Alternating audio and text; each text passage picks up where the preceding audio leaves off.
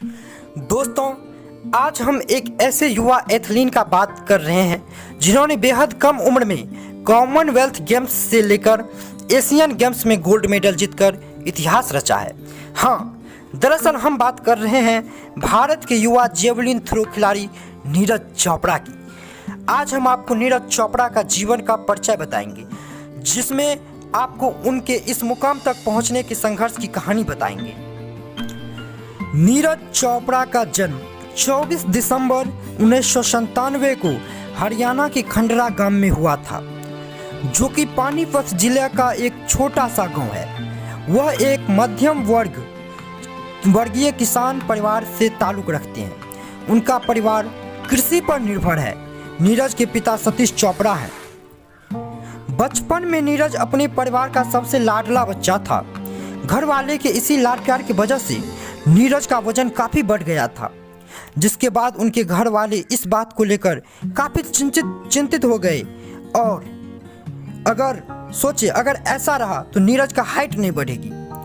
धीरे धीरे नीरज को खेल की तरफ रुचि बढ़ने लगी और वह दूसरे बच्चों के साथ कसरत करने जाने लगी। लेकिन उस वक्त नीरज को जेवलिन थ्रो के बारे में ज़्यादा जानकारी नहीं थी। नीरज को उस समय कबड्डी का शौक था, वो उसी का प्रैक्टिस करता था।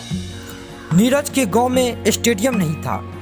गांव में बुनियादी सुविधाओं का अभाव होने के वजह से नीरज को प्रैक्टिस करने के लिए गांव से 16-17 किलोमीटर दूर पानीपत के शिवाजी नगर के स्टेडियम में जाना पड़ता था।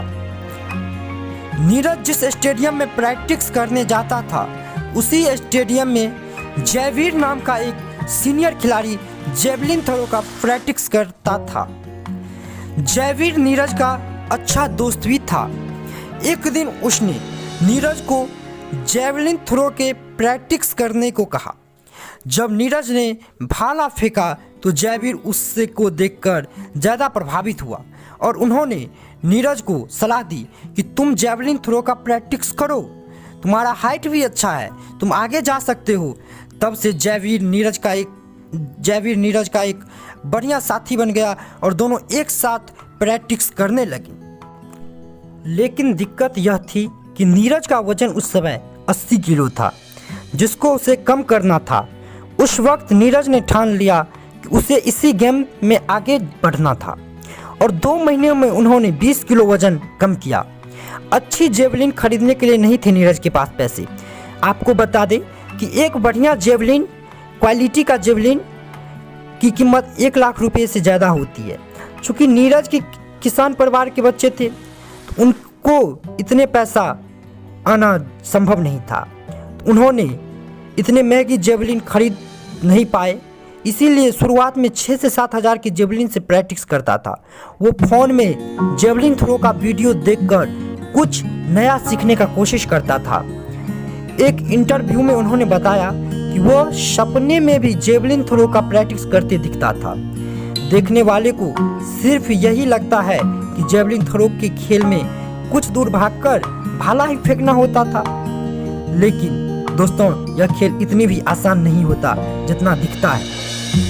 इस स्तर तक पहुंचने के लिए नीरज दिन में 7-7 घंटे तक अभ्यास कर पसीना बहाते हैं। एक समय ऐसा भी था जब अच्छी डाइट नहीं मिल पाने की वजह से नीरज मैदान पर ही बेहोश हो जाता था।